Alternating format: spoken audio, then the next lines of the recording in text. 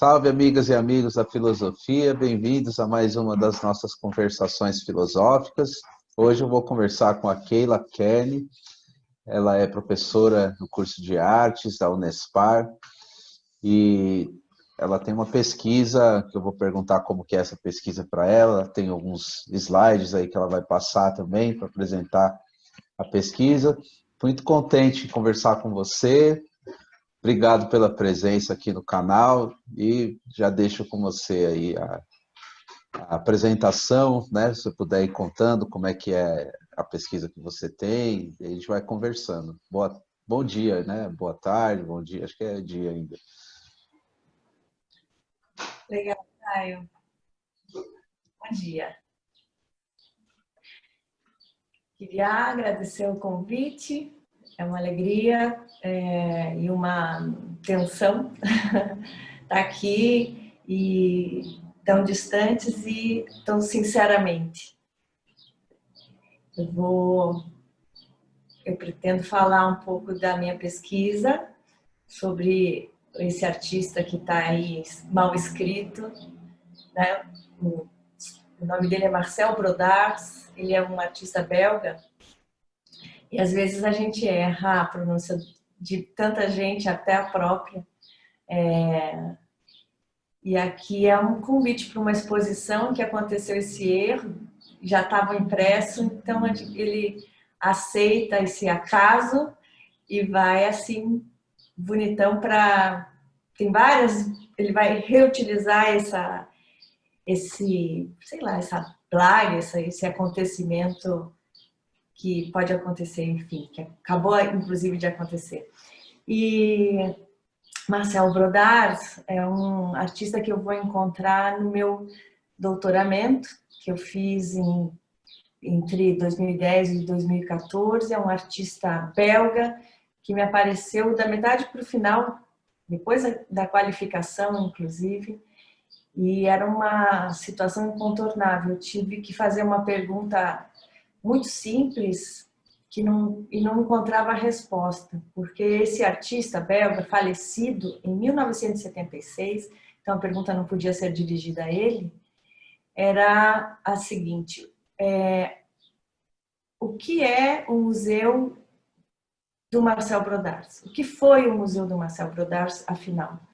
Porque eu tinha aparecia para mim na minha pesquisa sobre crítica institucional, muitas vezes, com muitos adjetivos, o nome dele e alguma referência ao maravilhoso, ao instigante, ao fabuloso, ao engraçado, ao fictício, Museu de Arte Moderna, Departamento das Artes, do Marcel Brodars. E aí eu simplesmente fiz essa pergunta para mim mesma e aceitei a resposta. O método seria: o que pode uma pesquisadora brasileira interessadíssima saber sobre esse museu?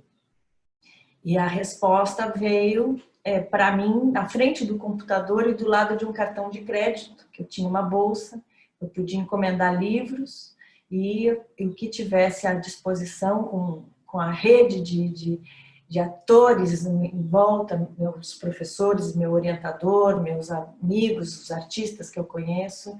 Eu consegui reunir ali umas 500 páginas e montar esse museu. A minha expectativa, primeiramente, era fazer uma exposição, porque o meu doutoramento é em artes visuais, e eu ia agir como uma curadora, e a tese seria o catálogo dessa exposição.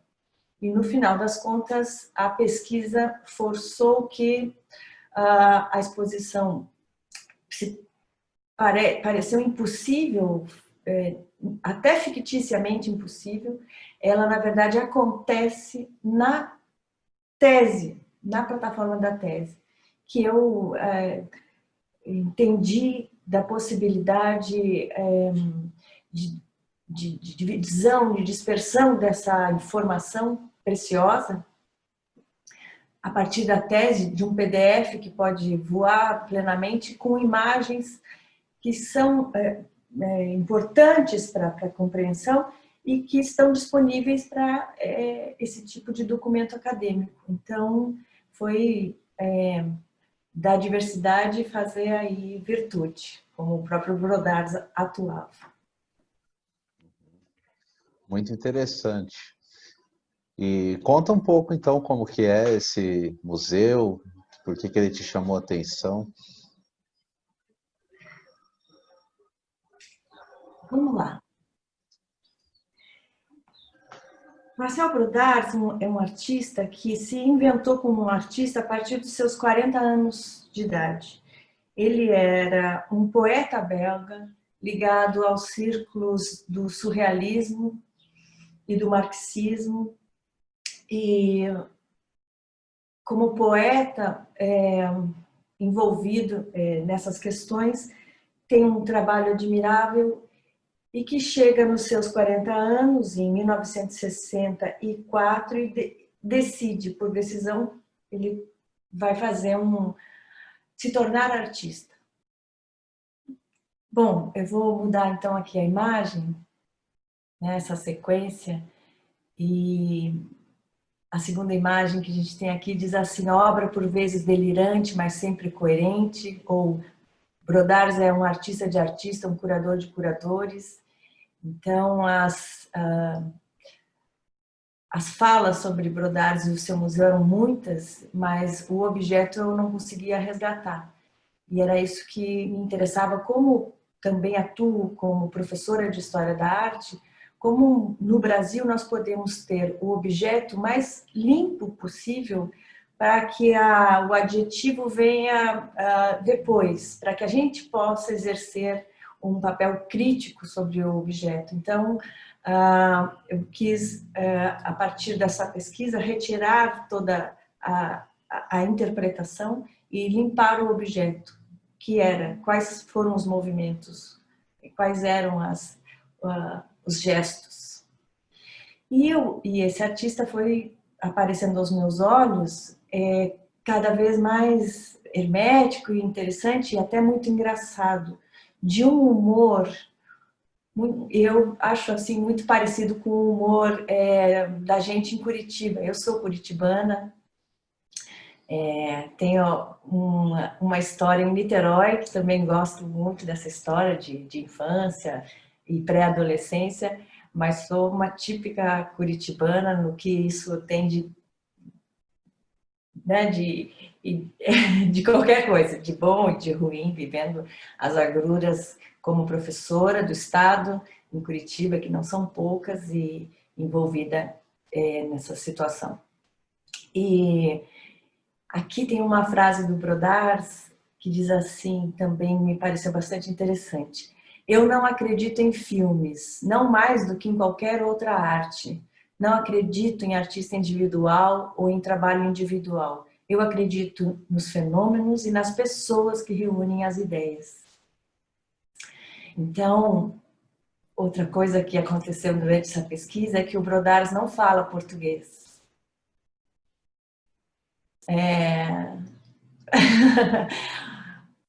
O nome da minha tese é Museu de Arte...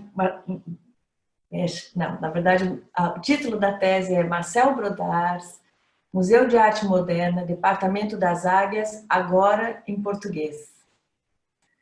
Foi uma aventura tornar assim como uma guia de museu, tornar-me uma assistente do artista, tornar-me ao mesmo tempo essa tradutora, aquela que está do lado e tentando trazer para essa informação na língua que nós agimos e atuamos. Então, eu vi que o poder, o exercer o poder do tradutor é maravilhoso. Por vezes, palavras ou outras causam-nos transtornos e arrependimentos, assim, que não dá mais para voltar, né, coração? E aí eu lembro desse erro aqui, isso me perdoa. Espero que a posteridade também o faça. Bom, esse cara, esse belga, com Então, em 1964, ao decidir ser artista, vai fazer uma exposição numa galeria. Como é que vira artista? Como é que vira artista? Ele vai fazer uma exposição numa galeria e vai imprimir convites dessa letra bold em cima de páginas de revista. Páginas de revistas. Ilustrações, páginas de anúncios, páginas comerciais. E nesse convite, ele vai dizer assim: eu também me perguntei se poderia vender qualquer coisa e ter sucesso na vida. Faz algum tempo que não sou bom em nada e já tenho 40 anos. A ideia, enfim, de inventar qualquer coisa de insincera me atravessou o espírito e eu me coloquei a trabalhar. Ao fim de 3 meses, mostrei a produção a Felipe Eduardo San, o proprietário da galeria, que... o proprietário da Galeria Saint Laurent, que disse: mas isso é arte e eu posso expor tudo isso. De acordo, eu lhe respondi. Se eu vender qualquer coisa, ele vai ficar com 30%. Essas são, parecem, as condições normais. Algumas galerias ficam com 75%. E o que são? São objetos. Marcel Brodart, da galeria, o endereço, a data e o horário. O que é esse convite, né? Com que franqueza ele vai entrar, ele estreia no sistema, no mundo da arte, disparando, revelando intrincadas situações que normalmente não são reveladas. Os acordos sobre o preço e a franqueza com que ele diz que ao decidir fazer qualquer coisa de insincero, e aí temos aí uma possibilidade de pensar no que o Marcel Brodart via, porque ele era um poeta, mas tentou uma vida como fotógrafo, como jornalista, escritor, foi também o cara que cuidava da cinemateca, de algumas sessões de cinema, e realizou também um filme que foi para festivais, dentro do único museu em Bruxelas que trabalhava com produções recentes tem uma coleção antiga e trazia exposições da pop art americana, francesa, e o Brodart trabalhou, teve um envolvimento com esse universo a partir seu trabalho, emprego de guia de museu ali dentro. Então, ele pode ser que quando ele diz ali que me passou pelo pensamento fazer qualquer coisa de insincero, talvez ele esteja falando, e aí é uma crítica minha, uma análise minha, falando de um artista bem mais conhecido que ele, que é o Joseph Beuys. Bom, o Joseph Beuys tem um espaço que o Marcel Brodart não tem.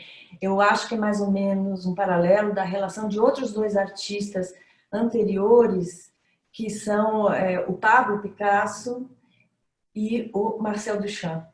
Como diz o Otávio Paz, o pensador, no Duchamp, né, e o realizador, o Picasso. E aqui nós temos 2 polos, um ligado à magia e à insinceridade, que é o alemão Joseph Beuys, e o outro que é assim pragmático e duro, né, que é o Brodart. Bom,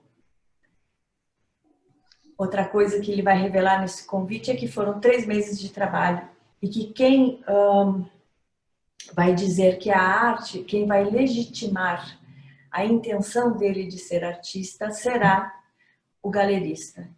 outra questão que aparece é que para fazer sucesso, porque ele diz que não foi bom em nada e aos 40 anos ele também pensou em se dar bem e fazer algum sucesso, é que ele vai entrar no mundo da arte já pelo, né, não estudando, fazendo desenhos, croquis, fazendo pintura de paisagem, mas vai ali pelo universo que ele já conhece, que é o universo da pop art. Tem um convite de uma exposição dele que diz: Marcel Brodars é o artista pop mais conhecido da Bélgica, embora ninguém saiba o que seja arte, muito menos pop art. Bom, então esse é um trabalho que ele mandou para um contexto, um concurso, e ganhou lá alguma posição, talvez um segundo lugar.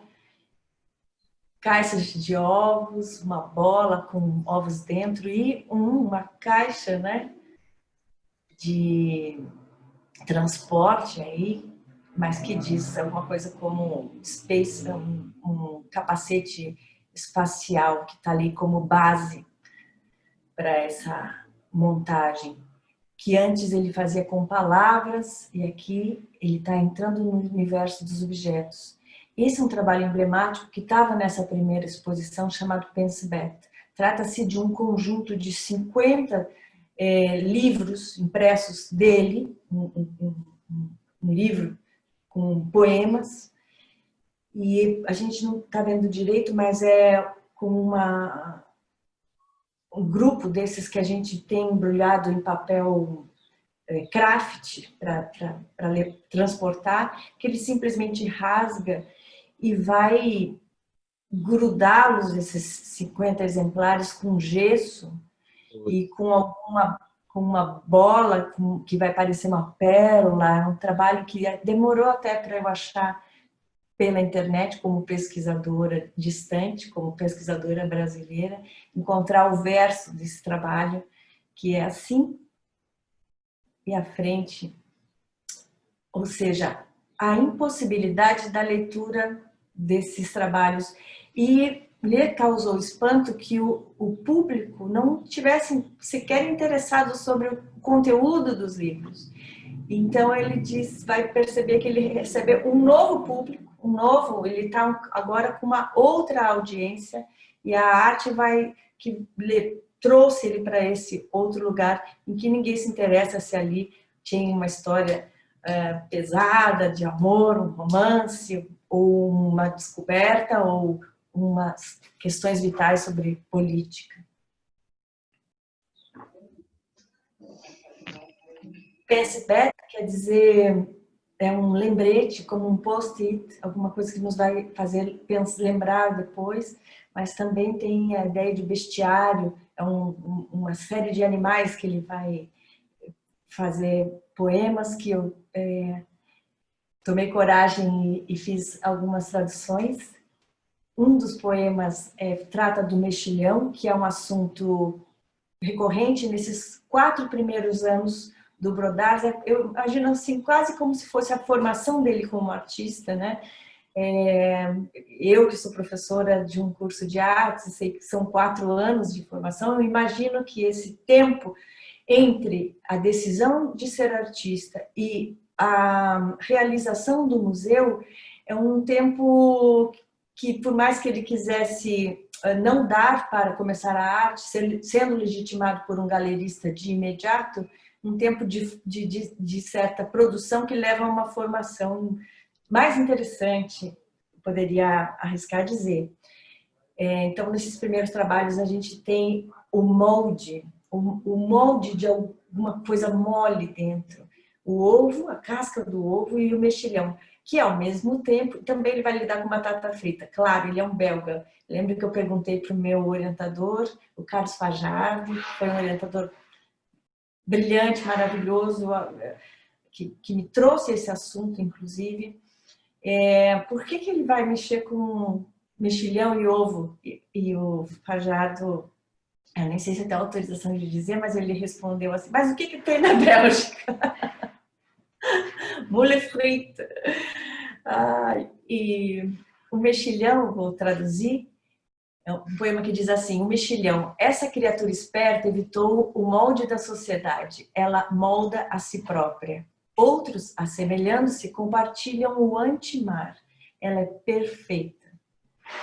Tem lá dentro também um poema sobre a medusa que é só corpo, que não tem molde, a medusa ela é toda mole. Ele diz, essa também é perfeita.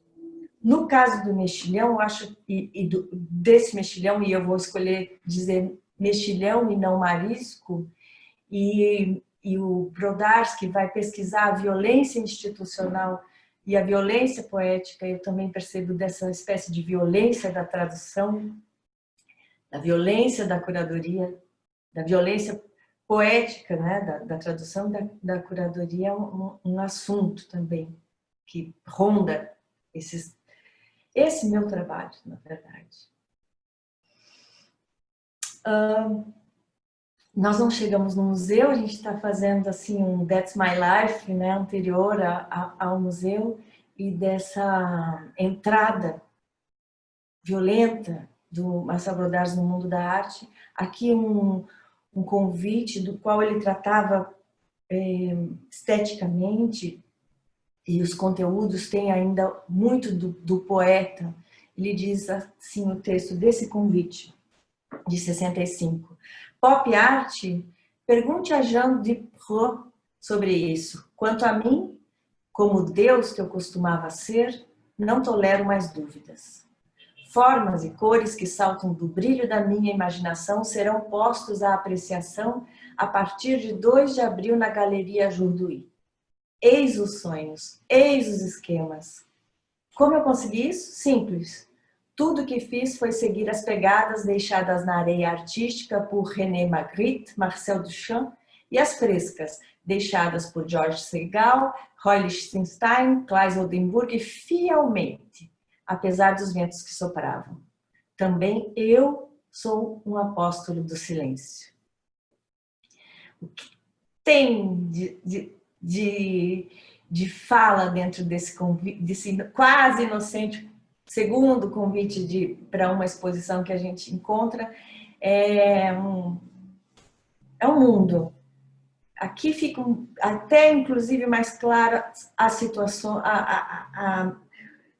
o antagonismo a que o Brodar se coloca com relação àquele outro artista, Joseph Beuys. Quando ele diz, eu também sou um apóstolo do silêncio, ele vai se filiar à tradição, à situação colocada por Marcel Duchamp. Opa, desculpa. Por Marcel Duchamp. Quando Beuys, nesse mesmo ano, vai fazer uma performance em que ele vai escrever num quadro negro, numa lousa, e carregar isso e dizer que ele considera o silêncio do Marcel Duchamp supervalorizado. E o Brodars diz, também eu sou um apóstolo do silêncio. Bom,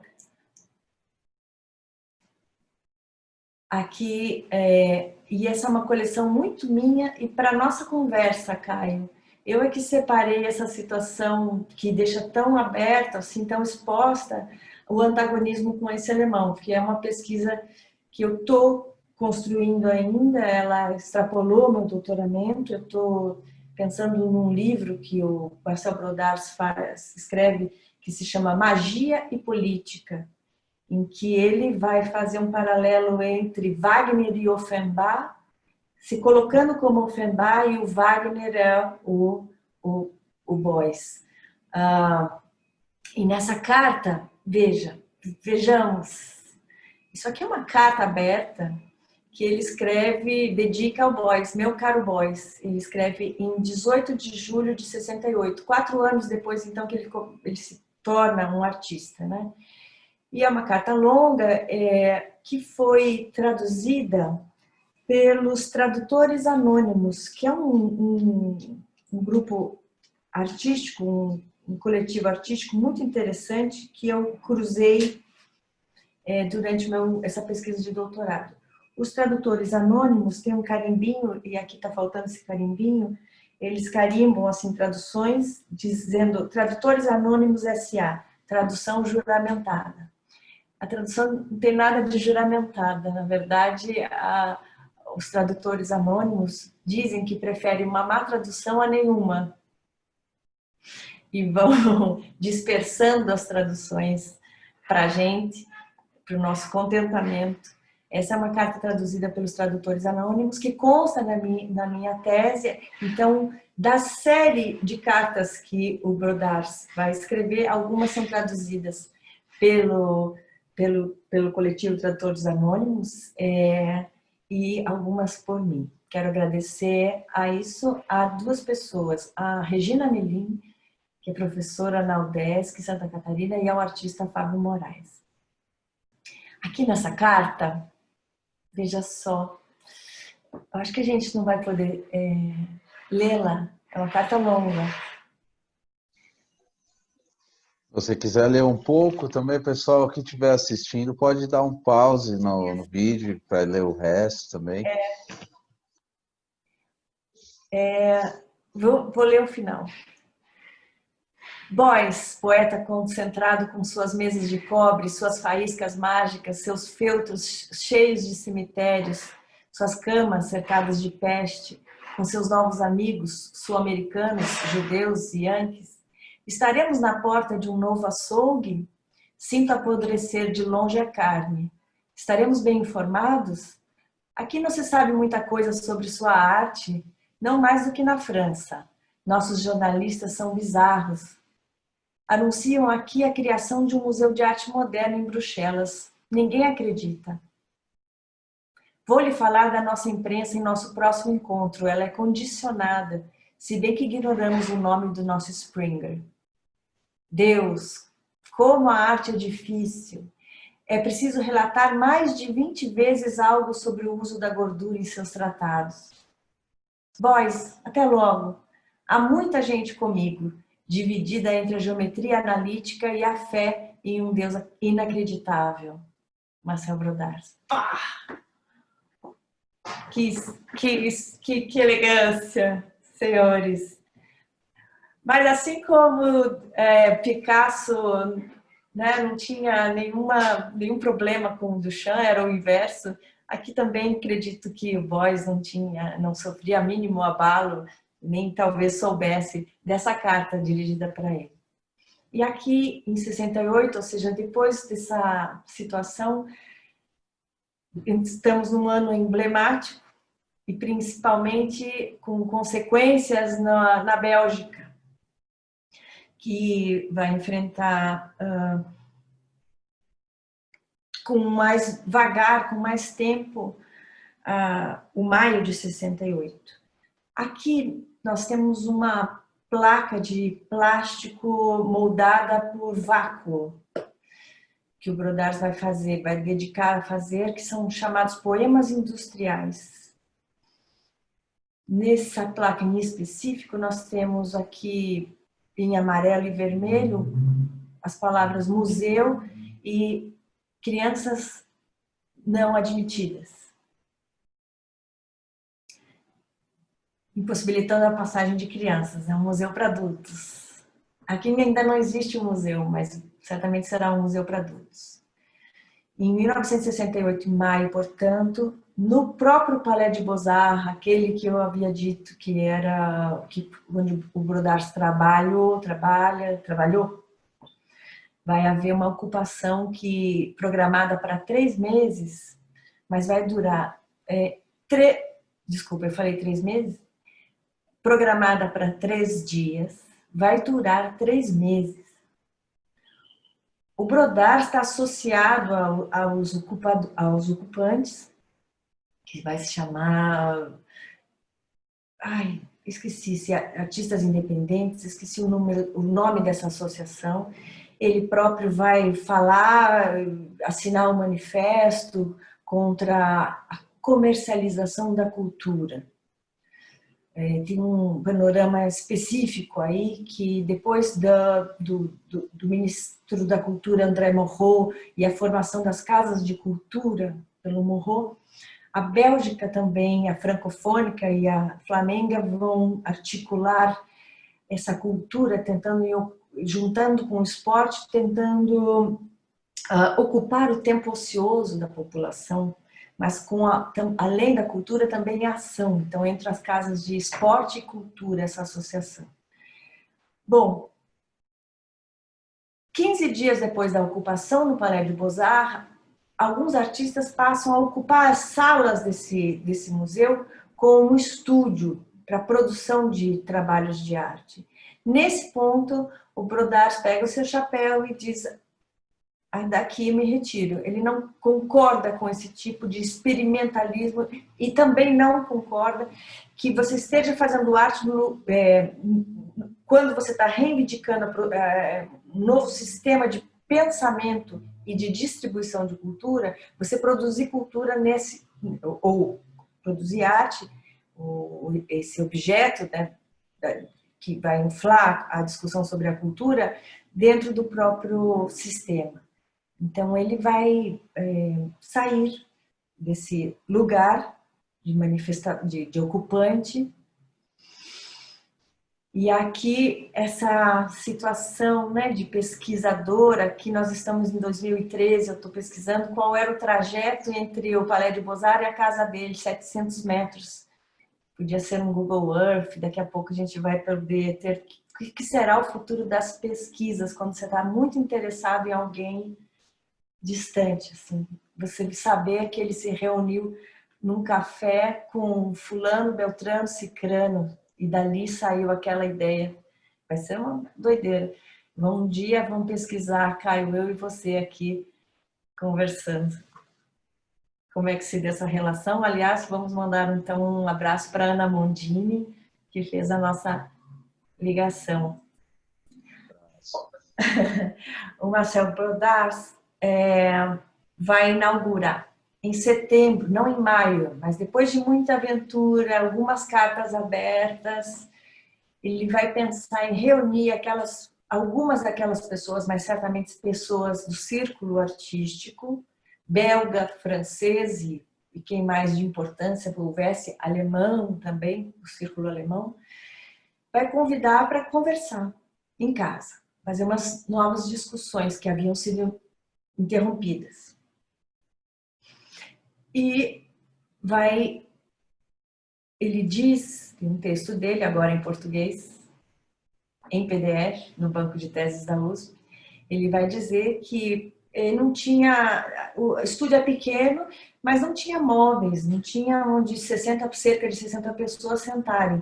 Então ele vai pensar em emprestar da Menkes, uma transportadora tradicional da cidade, transportadora de obras de arte, emprestar as caixas, os moldes, as cascas vazias para dispor e as pessoas sentarem. Quando a Menkes, topando, chega com as caixas, ela se dispõe no estúdio da casa dele, ao andar térreo da casa dele, ele vai olhar aquelas caixas com as palavras cuidado, frágil, esse lado para cima, não abra por aqui,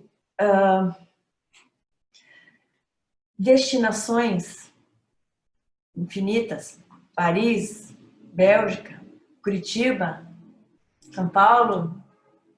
Ele vai dizer que percebeu naquele momento que voilá, isso é um museu. Mas isso é um museu.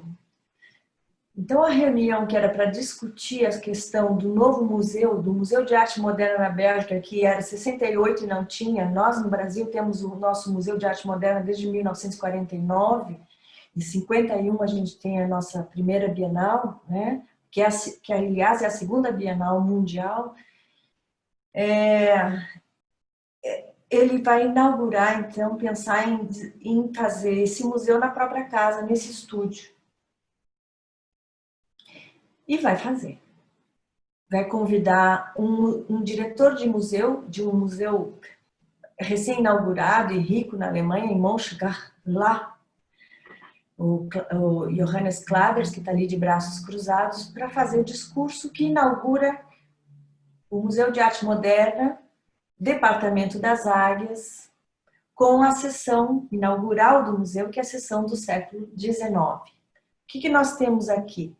Uma imagem, uma fotografia, que se você der uma busca sobre o Museu do Brodart, você vai encontrar essa fotografia, essa imagem, né? E aqui a gente tem, então, os convidados, uma filmadora, luz de iluminação, alguns copos, uma garrafa de bebida. E assim se deu a inauguração desse museu. Nessa pesquisa, eu percebi que a foto original é essa aqui, Caio, que tem uma caixa, uma porta aberta, a mão do cinegrafista, a cortina. Lá atrás da parede, da janela, tem o próprio caminhão de transporte, transformando todo esse ambiente numa situação claustrofóbica. Não podia faltar o drama da inauguração do museu. E a imagem que nós temos, então, mais difundida, é essa que faz o corte. Tira o quê? Tira a porta, a aparência de doméstica, né? De menor ainda.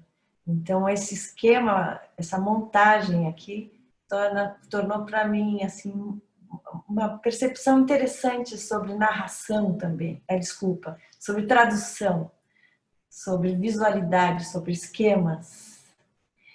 E, para a abertura, o Marcel Brodart escreve uma carta aberta, dizendo: temos o prazer de informar aos clientes e curiosos sobre a inauguração do Departamento das Águias do Museu de Arte Moderna.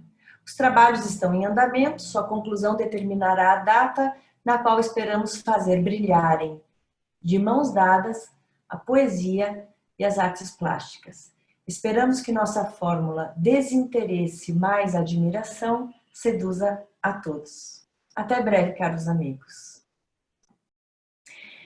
Quando das cartas abertas, uma coleção de cartas abertas desse tipo, que eram mimeografadas em número de 500 ou 1000 e distribuídas em eventos de arte pela Bélgica, aliás, por Bruxelas, então elas eram lançadas, é que se faz circular ainda mais a ideia do museu. O museu que ele inaugura na casa dele não é um museu que coleciona, que tem acervo. É uma plataforma de discussão, é uma blog, é um evento, é principalmente uma plataforma de encontro público dentro do espaço privado da própria casa. Mas o encontro é o que ele deseja, principalmente através dessas cartas que são lançadas e que tem todo o aspecto burocrático do museu. É quando ele vai assinar e se tornar um diretor de um museu, como artista, sem representatividade, ele vai adentrar o campo da hierarquia e da burocracia, institucional do sistema artístico, com esse papel timbrado que afirma-se como Museu de Arte Moderna. Nesse momento aqui, não é a seção do século XIX, mas uma segunda seção do museu, que é a seção literária. Então, é como já se abriram duas portas desse museu. A primeira, aqui, quando tem lá na parede, do nosso lado esquerdo, alguns postais do século XIX. A gente tem Courbet, tem Ingres, tem David, Jacques-Louis David. São postais grudados com durex na parede. Isso não constitui acervo de nada, muito menos acervo de águias. Departamento das Águias, nome que compõe esse museu, pensa simplesmente, e veio quase que ao acaso, eu associo a companhia de temperos e vinho aigre, vinagre. A companhia de vinhos, temperos, que a filha dele, do Brodart, trabalhava, e que ele vai pegar esse bicho. Na verdade, soube pela Mabe Betônico, uma artista mineira, que o orientador dela havia encontrado o Marcel Brodars num sebo e meio que não querendo muita conversa um com o outro, tipo curitibanos, assim, que belgas são meio curitibanos. Vamos tratar de uma conversa rápida em que o Brodars vai dizer: nossa, eu tenho um certo arrependimento de ter escolhido a águia. O papagaio é tão mais fotogênico. Então, aqui nesse momento não temos águia nenhuma.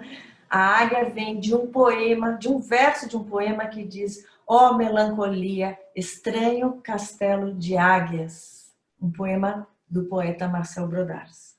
E essa associação do vinho azedo, aigre,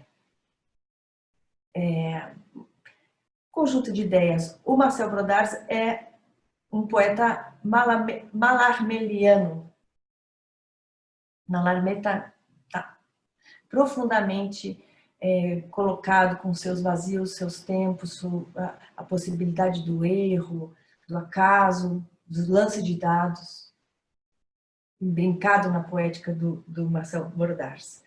Aqui nós temos uma imagem que eu quase não sei porque ela está aqui, um grupo de senhores sérios, tratando do plano quinquenal de política cultural em 1968, a política da Bélgica. E esse plano quinquenal, que é um documento incrível, dizendo que não há mais problema em educação na Bélgica, agora o problema é a cultura. E isso certamente suscitou os movimentos em 68 e a longa duração que ele teve na Bélgica. E esse documento tem na internet uma capa linda de papel marmóreo, e que é a capa da tese, em PDF, que disponível, que é a forma melhor de disponibilizar essa tradução, esse museu agora em português, com a capa do plano quinquenal, que é essa belezura aqui. E eu trago, claro, essa plataforma de falar do museu. A gente entrou no museu, né? Nós entramos no museu pelo discurso inaugural, que era para durar quanto tempo durasse, Caio. Na verdade, a visitação é pífia, e quando você entrava, né, a gente tem um curador, Jürgen Hartmann, que foi visitá-lo em setembro, aliás, em abril, inaugurou em setembro. Em abril de 69, uma galerista da Antuérpia disse: você tem que conhecer o Museu do Marcel Brodars. Era domingo, ele foi da Antuérpia até Bruxelas para conhecer o museu, bateu na porta, Rua da Pépinière, número 30, bateu na porta, tinha na janela escrito ao contrário a palavra museu. Ele bate na porta e vai conhecer um cara de cabelo bagunçado no domingo pela manhã, sonolento, que é o próprio Marcel Brodars, que vai lhe abrir a porta e dizer: pois bem, conhecer o museu, entra, tem lá. E o Jürgen Hartmann conta que viu aquelas caixas, o espaço vazio, alguns números em cima das portas, na janela de vidro escrito Departamento das Águias, aliás, pela janela leu Departamento das Águias lá escrito no muro, seção do século XIX em dourado na janela de vidro, e que lhe veio uma grande melancolia, que aquilo era uma coleção de nada.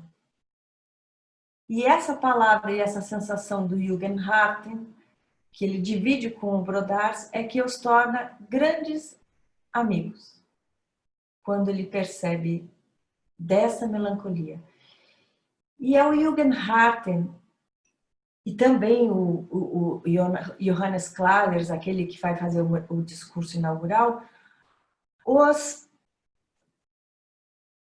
disparadores de continuidade desse museu, porque esse museu era esse nada. Mas houve ali, era exatamente esse nada, mas também a sessão literária, que era o espaço burocrático, onde eram feitas algumas cartas, e aí houve um convite para um final de semana, quase um happening, um acontecimento muito rápido no museu em Colônia. E assim, sucessivamente, vão acontecendo transações, convites aceitos e convites não aceitos, feiras de arte, uma feira de arte, uma porte para outro lugar, uma ação num lugar, uma galeria independente, que vão dar continuidade para aquele gesto que vai se transformando. Então, no Museu do Marcel Brodares, a gente vai ter, no final das contas, teve a duração de 4 anos, era para terminar 3 meses antes, mas ele vai estender isso até o grande finale, que é uma provocação, um convite aceito e respondido com uma provocação para uma documenta histórica, que é uma mostra que acontece de 5 em 5 anos na cidade de Kassel. Aquela foi a 5ª documenta, curada pelo Harald Zima, e que vai fechar a existência desse museu, e dali não passa mais. Não sei nem como chegou até lá. E chegou brilhantemente, passando de um espaço de discussão para um espaço de leitura, para um lugar onde se faziam projeções de filmes, para uma feira de arte numa feira de arte em que o Marcel Brodares vai querer vender o museu, vai colocá-lo à venda numa feira de arte e dizer: museu à venda por conta de falência. Vai fazer um papel assim, que tem esse anúncio, museu à venda por conta de falência, e na verdade o que são vendidos são esses papéis. O museu ninguém quis comprar. Ia acontecer um grande leilão, mas não houve comprador para o museu, mas ele foi disponibilizado. Isso está documentado na seção financeira. Então são 12 sessões, a gente não vai ter tempo para ver as maravilhas, os brilhos e os poemas que tem em cada uma dessas sessões, a não ser... vou passar aqui, o Mallarmé vai ter que... Se você tiver uma pergunta depois, você sabe que a gente volta para o Mallarmé. Vou falar só de uma e outra sessão desse museu. Eu não tenho nenhuma noção de tempo, Caio. Então, você, por favor, me modere. Tudo bem, não, vamos lá. Estou curioso para saber. Já foi, Caio? Acho que deu uns 40 minutos, mais ou menos, de gravação. Obrigada. Vamos para a sessão documental. Foi uma sessão tão fechada, difícil para mim como pesquisadora, porque é uma sessão documental que acontece simplesmente o seguinte: 2 pessoas, Marcel Brodaers e Herman Dalet, vão para uma praia em Bruxelas, na Bélgica, a praia de Ostende, fazem a planta do museu no chão, cavam e fincam placas escrito silêncio, proibido tocar nos objetos, crianças não são admitidas, ou é proibida a passagem de pessoas sem autorização. Aqui a gente tem absolutamente proibido tocar nas obras. Quer dizer, para o Marcel Brodaers, o museu não é o acervo do museu. O museu é o aparato violento de construção de possibilidades e impossibilidades. É aquilo que guarda e que cuida e que deixa público, mas também que elimina, né? Que cerceia, que proíbe. Então, essa é um assunto sempre do Brodaers, essa violência, a poética e a institucional. Esses 2 personagens que têm esse trabalho na praia, que é tanto engraçado, né? Eles foram fotografados pela Maria Gilissen, que é a esposa do Marcel Brodaers, que vai falecer em 76, e aqui a gente, né, 4 anos depois que acaba o museu, e ela é a verdadeira herdeira e cuidadora, sempre foi uma partícipe desse museu. Então nós temos 2 senhores vestidos de branco, com 2 bonés escrito museu, nessa atitude séria de cavar, de construção dessa planta, desse museu, que vai receber a alta da maré e ser apagado. Não é a primeira vez que o apagamento participa do museu. Tem um filme disponível na internet que se chama La Pluie, a chuva, que é absolutamente malarmeliano, e o Brodars começa a escrever no jardim, vem a chuva e torna essa atividade impossível. Aqui também tem esse apagamento da sessão documental. E trata-se disso, a sessão documental, dessa ação.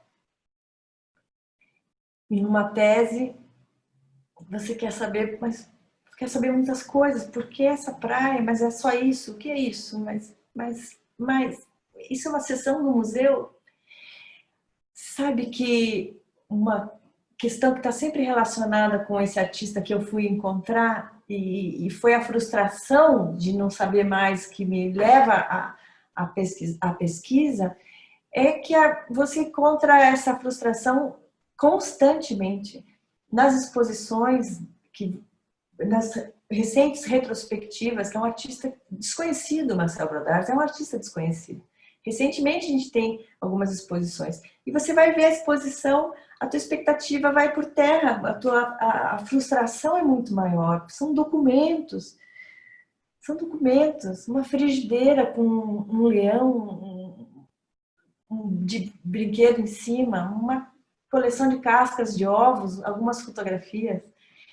E então o discurso é impressionante. E aí, Caio, que eram essas as fotografias, o registro dessa sessão, mas essa dificuldade de ser possível ir para além desse fiasco dessas fotografias, é que me desafiaram. E aí eu fiz uma pergunta. Aqui na praia tem, então, posando ali, esses dois senhores, um é Marcel Brodars, o outro se chama Herman Dalet. E a pergunta que eu fiz é, mas quem é Herman Dalet? E eu descobri que Herman Dalet é um médico radiologista, é um médico radiologista que está fazendo isso com o Brodars.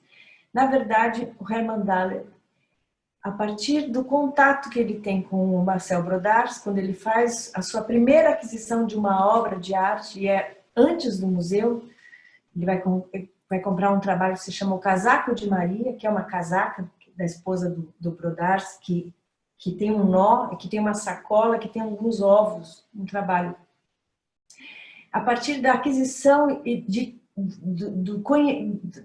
quando ele travou uma relação, conhecimento com esse artista, a partir daí, Herman Dalet, esse médico, e a esposa dele na época, Nicole, esse casal vai se transformar nos maiores colecionadores de arte conceitual da Bélgica e quiçá, não posso dizer, mas eu gostaria de dizer, talvez eu diga, maior colecionador de arte conceitual da Europa. E descobri que essa coleção o que é uma coleção de arte conceitual, Caio? Né? É uma coleção, tem um filme que eu não consigo ver, que ninguém consegue me disponibilizar, eu preciso comprar, que se chama A Coleção que Não Existe, tratando da coleção do Herman Dalet. O Herman Dalet comprou um trabalho por mês, tinha um contrato com o Marcel Brodars, que era a compra de um trabalho por mês. E com outros artistas que o casal vai conhecer a partir do Marcel Brodars, artistas fantásticos, o Burhan, agora os nomes não estão aqui perto de mim para eu desfilá-los, mas uma coleção fantástica. Essa coleção vai ser vendida em 2011 para o MoMA, numa transação em que tem valores em dinheiro e também doações. É tão grande o vulto, a soma, que vai participar também doações nessa negociação. E esse acervo europeu, para desgosto da Europa, essa coleção vai para um museu americano.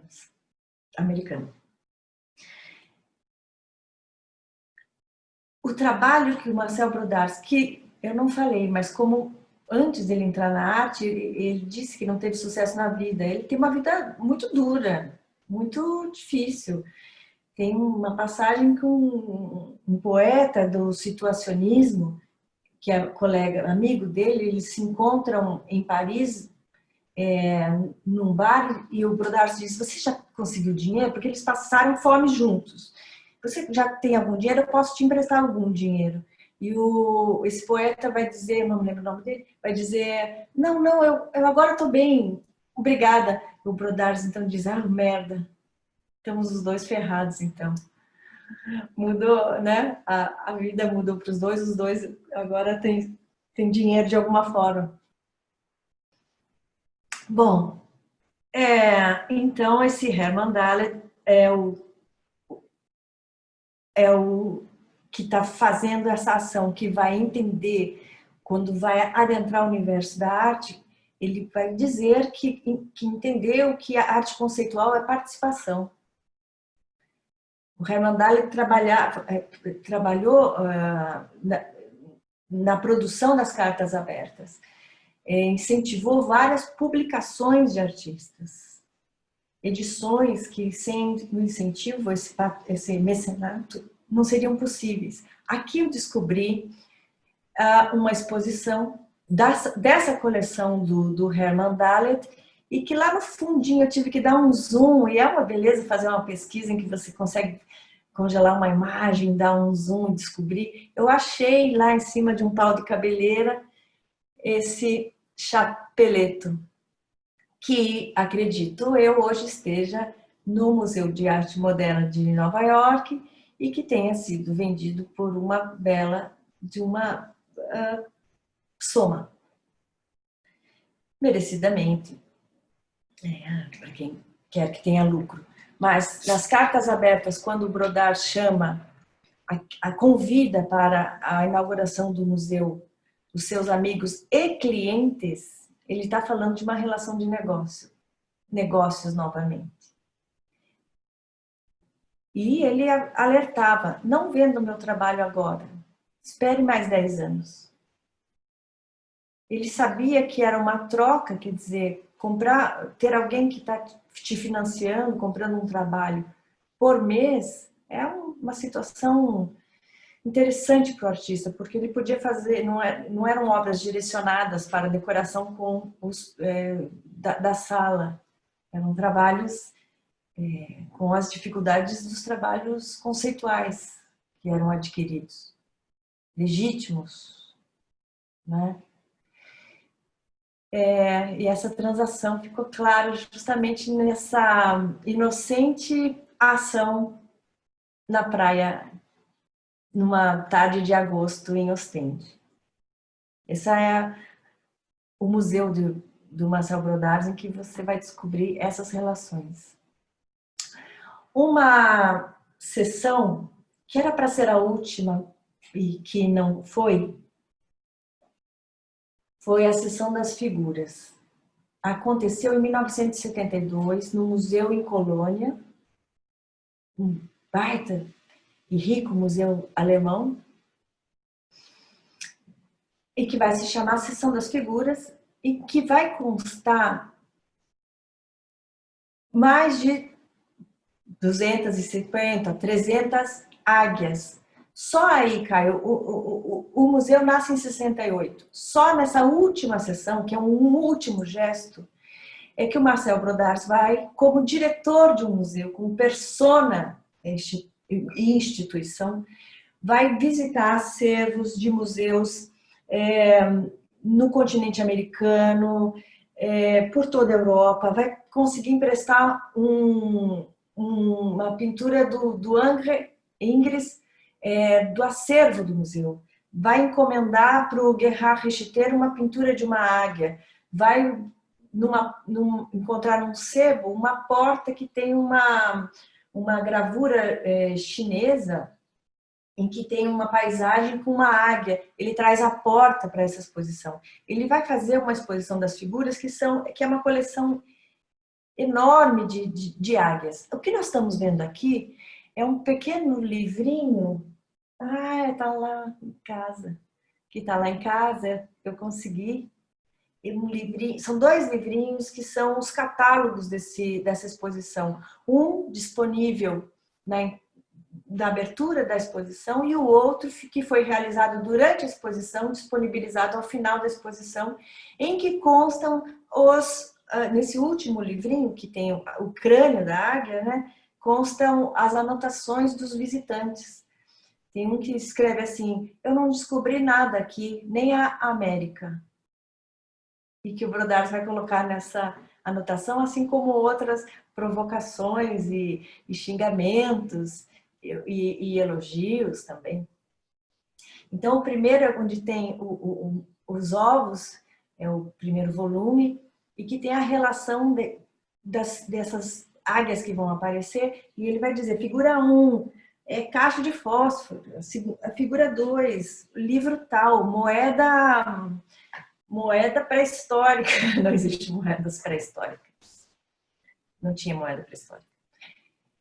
Essa exposição, que consta nesse catálogo, era uma exposição, um desafio, até recentemente, em 2015, porque ela não poderia nunca mais acontecer. É uma coleção tão improvável, tão impossível, gestos de empréstimos, burocracias tão infinitas, seguros, que negociações de seguro, né, que são incríveis, nunca mais poderia acontecer. Mas em 2015, e que foi por acaso, depois que eu acabei a minha pesquisa, eu entreguei a tese, é que por acaso eu marquei uma viagem, porque tinha relação com alguém que estava fazendo uma pesquisa sobre outro assunto, e por acaso, depois que eu adquiri o bilhete, é que eu vi que coincidia e que eu teria a felicidade de ver uma tentativa dessa exposição da seção das figuras no museu, recém-inaugurado Museu de la Monnaie, na frente do Sena, ali em Paris. E eu fui nessa exposição que vai tentar reproduzir um esquema que era caseiro, depois institucional, do museu, e que vai ser uma belíssima exposição. Essa exposição foi realmente belíssima, porque nós todos, como espectadores, tivemos a oportunidade de entender o que é a reunião de garrafas térmicas, pratos, revistas em quadrinho, em que todas constam uma águia. O que é o uso da imagem, o que é o uso pela arte de, por exemplo, um bicho. Como instituições bélicas, situações quaisquer, como cunhar uma moeda, quando faz uso da águia, lhe imediatamente instaura uma aura de poder, né, uma fala. Então, o Marcel Brodars era, para mim, um tanto abstrato, como ele estava relacionando essa coleção de águias à revelação da ideologia. Era uma exposição que tratava de ideologias, de mostrar o que estava oculto. Aliás, com esse museu, que é uma ficção, ele fala assim, a ficção tem o papel de revelar o que a verdade não pode. Então, nessa constituição desse acervo, finalmente, e que é temporário, que montou e desmembrou, porque vem de todos os lugares possíveis essas águias, você toma um choque de perceber como de fato, e concordar com o Marcel Brodars, como de fato tem poder esse ideograma, esse imenso ideograma, que trata só de juntar um bichinho com outro, mas ele está cravado em materiais, ele tem dimensões, espessuras e significados tantos, e no fundo um único, né? Em cada um desses numerados objetos, que são as figuras, você tem uma plaquinha em francês, em alemão e em inglês afirmando que isso não é uma obra de arte. Aqui nós temos Magritte, né? René Magritte, com Isso Não É um Cachimbo, um livro que o Brodars ia prefaciar ou fazer algum trabalho junto no lançamento do livro do Foucault, na análise Foucaultiana do Ceci n'est pas un pipe do Magritte, com o Isso é Arte do Duchamp. Então, no catálogo, esses dois asserções vão ser trabalhadas no catálogo pelo Brodars, que aqui a gente realiza que isso não é uma obra de arte, mas está no museu. E estando ali, você é levado imediatamente por esse aspecto mágico do museu e transformá-lo imediatamente num trabalho de arte.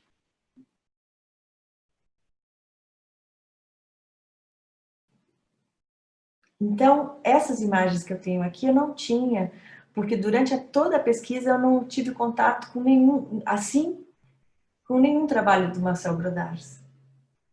Embora ele já tenha estado no Brasil numa Bienal, esqueci, o Quarto Branco, a Sala Branca, que é um trabalho maravilhoso, e eu não tinha visto. E também na Bienal da Lisete Lanhado, tivemos um bom cenário de discussão sobre o Marcel Brodars. Aqui eu estou olhando um livro que está aberto, em que a gente tem essa imagem aqui, em que, né, Zeus vai se transformar em águia, nesse flerte com essa ninfa, e essa ninfa se transforma aqui em documenta. Essa águia está olhando agora, escrito pelo Brodars, em documenta. Num livro do Jorge Bataille, né? Aqui, esse postal está em cima do livro do Bataille. Juntando tudo. E Prometeu, Ícaro. A documenta...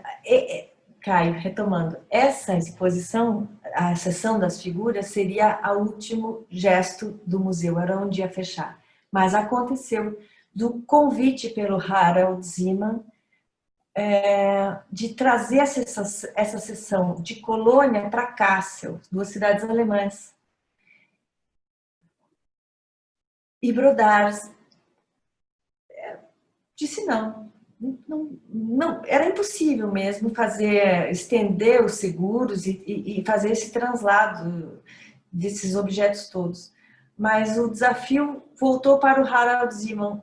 Esse projeto não, mas nós vamos desenvolver uma outra seção, que é a seção publicitária, e também vai constar com uma nova seção, uma seção do século XX.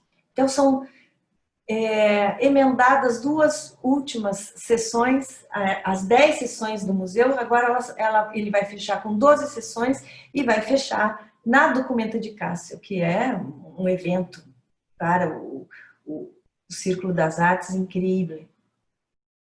Aqui nós estamos em negociação. Nós estamos vendo um Marcel Brodars já adoentado, ele tem um problema no fígado. Ele vai falecer em 76, com 52 anos. Que é a minha idade, assim, muito jovem. E aqui ele já está bem adoentado. Demorei para saber do que qual era o mal que o atormentava, e era um problema hepático. Bom, nessas tratativas, o que vai se constituir são os dois últimos gestos. A sessão publicitária, em que a sessão das figuras não vai, mas vai a publicidade disso, o registro disso, o que o arquivo disso pode guardar, em que há a tradução dos objetos em exposição para o registro dos objetos em exposição.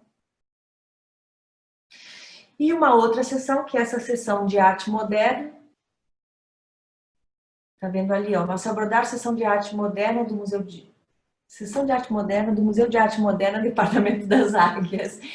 É uma sucessão de rubricas, de títulos, de portas e itens e subitens, né, que vão se abrindo. E que se constituía nesse aparatus museológico, esse impedimento da passagem. E está escrito ali, propriedade privada. A Documenta é uma exposição pública, né, no museu público em Kassel, em que o Brodart vai escrever propriedade privada, vai fechar e vai escrever nas paredes,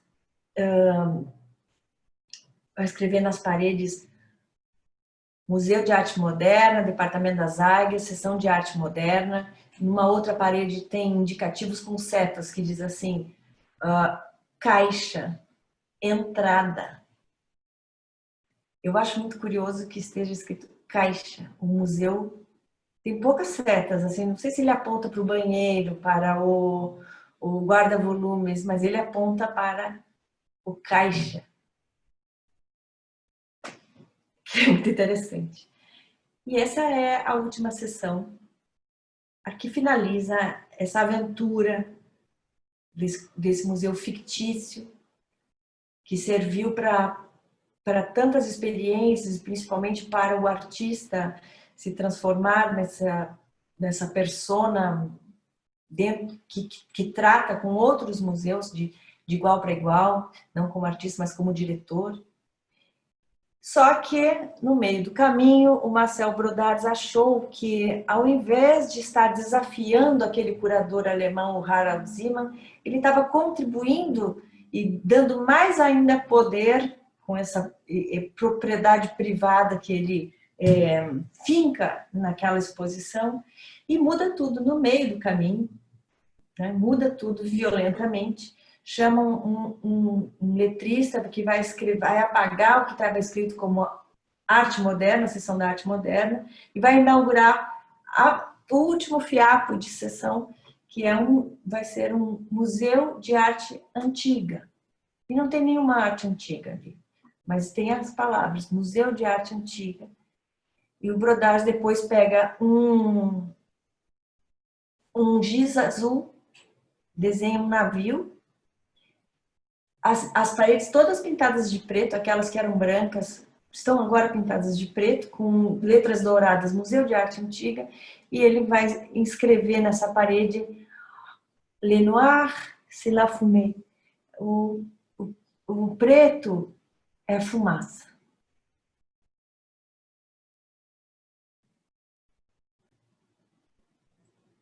E acabou. E acabou o museu. Fantástico, achei incrível essa pesquisa. Não conhecia nada disso, achei maravilhoso. Keila, eu não sei nem muito o que perguntar. Mas essa relação entre a instituição e o conceito, a questão da arte conceitual, que eu achei muito interessante. É. E a ideia de ser, de certo modo, um fracasso, né? A arte tem a ver com isso também, a vida também, né? Tem. É verdade. É uma experiência libertadora esse encontro com a arte conceitual e a potência do fracasso. Tantos gestos são permitidos quando você abandona a expectativa, quaisquer expectativas, né? Quando você tem como horizonte um gesto que pode falhar e que ser... Gente, o que é pegar um giz, escrever, que é uma tampa de garrafa, sei lá, a observação dos mínimos, da consequência dos mínimos gestos e também, por outro lado, o arquivamento, o cuidado histórico, a noção de história desde o começo da carreira como artista do Marcel Brodars e pela experiência como livreiro e como poeta, de que é importante essa documentação, esse registro, esse arquivamento para a história. Então estava tudo montado, esperando, e também só quando dá possibilidade desse acúmulo de notícias entre publicações e internet, para que eu pudesse, curiosamente, né, tudo em estado latente, efervescente, para que eu pudesse juntar Lé com Cré, mas já estava tudo lá, graças ao trabalho inicial do próprio artista, que vai transformar a sua esposa na sua fotógrafa e cuidadora, e arquivista, tutora desses documentos todos, que tem uma baita profundidade, mas uma profundidade de poesia, pelas interlocuções, pelos diálogos que ele vai tratar. E uma outra coisa também que eu acho que é interessante é o trato com a palavra no sentido material da escrita, que tem a ver com Mallarmé também isso, né? E de como ele vai abordando essa ideia da escrita em relação com a arte, né? Então, é necessário dizer que é um museu, é necessário dizer... com algumas palavras sutis, a gente já percebe que é como se fosse uma transformação do cerimonial que está em volta daquilo, né? Ainda que seja para dizer que não é uma obra de arte. Verdade. Para a inauguração do museu, a gente pode perguntar o que precisa para fazer um estardalhaço, um certo furor, a inauguração de qualquer coisa, ou principalmente de um museu. Ele vai imprimir convites em letras azuis, assim, convites bilíngues, com Répondez-vous s'il vous plaît, com toda a pompa, cuidadosamente os tipos escolhidos,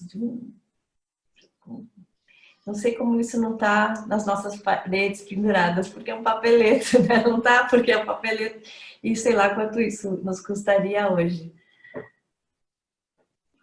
Também, Caio, tem um trabalho dele chamado Atlas, uma publicação que eu tenho, mas eu não estou em casa.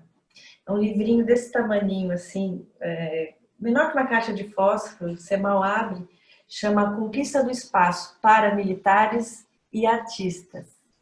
Cada página do livrinho tem a silhueta de vários países de vários continentes, não tem o Brasil, em desproporção com a realidade. Assim, eles são todos mais ou menos da mesma dimensão. E é maravilhoso usar esse pensamento do Valéry, do Paul Valéry, a conquista do espaço, mas aplicado a militares e artistas nessa geografia. O livro, a publicação, é instrumento para essa construção toda, essa construção complexa. E eu falo de fracasso e de... quando você encontra um desamparo, assim, quando você tem numa vitrine esses documentos. Porque eles são para serem lidos e relidos, e depois você, no banho, vai ter uma epifania e ligar Lé com Cré. É para tempo mesmo. Se que tem essa importância toda, né, Caio? Também a gente pode passar batido por isso. Eu aqui não pude. E você também não mais. Verdade. E quem assistiu a gente até aqui também. Uau! Uau! Que resistência! Muito bem. Bom, eu não tenho mais o que perguntar, eu acho que fala por si mesmo a sua apresentação. Vou só pedir para você dizer uma última coisa para a gente encerrar então essa conversa. Tá bom. Eu vou abrir aqui no acaso e abrir numa carta aberta de 18 de setembro de 1968, em que ele encerra a carta dizendo assim: a meus amigos, dedicando aos amigos, a meus amigos, pessoas não autorizadas, aqui brincamos todos os dias até o fim do mundo. Maravilhoso. Obrigado, Keila. Obrigada, Caio, pelo convite. Obrigada por isso. Até mais. Vamos lá. Tchau, tchau. Eu agradeço. Fiquem ligados nas próximas conversações filosóficas.